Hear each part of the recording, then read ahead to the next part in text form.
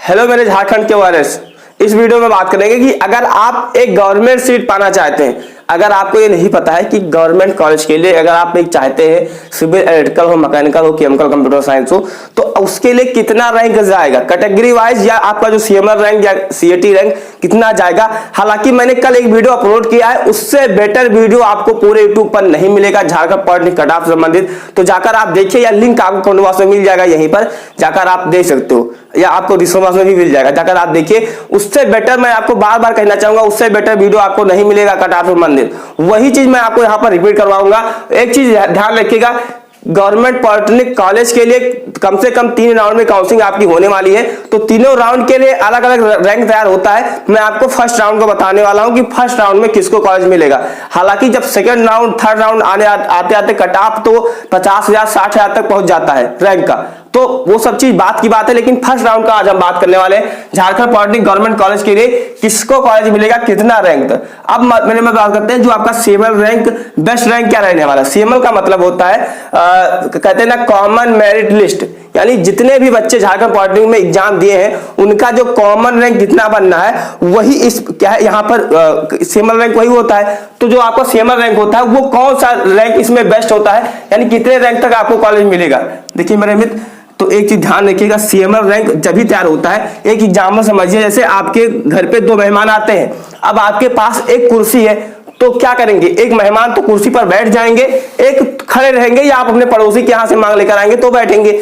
तो ऐसे ही जब आपके झारखंड पॉलिटेक्निक में टोटल 3044 सीट ही है गवर्नमेंट पॉलिटेक्निक की, तो 3044 बच्चों को ही कॉलेज स्टार्टिंग में मिलेगा, तो ये ध्यान रखिएगा। अब बात करते हैं जो बच्चे छोड़ देंगे पॉलिटेक्निक, कहते हैं एडमिशन नहीं लेंगे, वो सेकंड राउंड में बस जो सीट बचेगी उस पर काउंसलिंग होगा।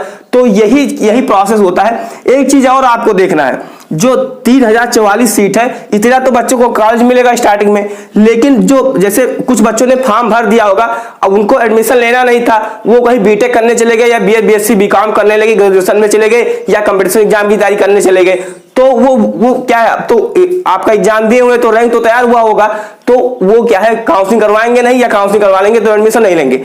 तो कम से कम अगर आप फर्स्ट राउंड में लेना चाहते हैं, अगर आपका सीएमएल 5500 तक है, 5500 तक है, तो मेरे मित्र आपको फर्स्ट राउंड में कॉलेज मिलेगा। सच्चाई यही है। कुछ लोग को बुरा लग सकता है, कुछ लोग को कुछ भी लग सकता है, लेकिन जो डाटा ये मैं नहीं बता रहा हूं, ये आपने खुद वोटिंग किया है, खुद वोटिंग किया है। आप हमारे चैनल पर जाइए, आप कम्युनिटी वाले सेक्शन में मैंने एक पोल डाला हुआ था, बच्चे ने उस पर कमेंट किया, तो उस पर जो निकल कर रहा है वही मैं आपको बता रहा हूं। तो कम से कम 5500 रैंक तक अगर आप फर्स्ट राउंड में लेना चाहते हैं, अगर आपका सीएमएल रैंक 5500 तक है।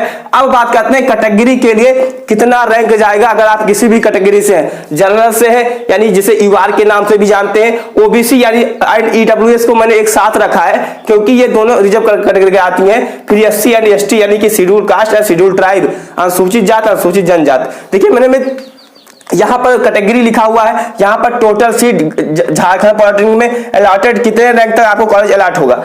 तो देखिए मेरे में जो गवर्नमेंट सीट है जनरल के लिए, यूआर के लिए, जनरल इतने बच्चों ही सीट पाएंगे पहले फर्स्ट राउंड में। तो जनरल के लिए, यूआर के लिए जो गवर्नमेंट सीट है वो 1485 है, वही प्राइवेट की जो सीट है वो 2335 है। तो प्राइवेट में तो आपको एडमिशन लेना होता तो इतना मेहनत आप काहे करते बाबू, तो इसीलिए आपको प्राइवेट पर तो ध्यान देना नहीं है, लेकिन मैंने डाटा था तो आपको बताया। वही ओबीसी के लिए एंड एससी एंड एसटी के लिए, तीनों चारों के लिए जो टोटल सीट है वो 1559 यानी 1560 सीट ही है, 59 देख सकते हैं। एंड जो प्राइवेट सीट है वो 2332 सीट है, इतने बच्चे ही टोटल है। तो मैं इसको हटा देता हूं प्राइवेट का, अब गवर्नमेंट का ही बात हम करने वाले हैं। तो देखिए मेरे मित्र, फिर जो अलॉटेड रैंक है वो मैंने कैटेगरी वाइज लिखा। अगर आप जनरल से लेना चाहते हैं, यूआर से लेना चाहते हैं, तो 1400 बच्चे फर्स्ट राउंड में पाएंगे।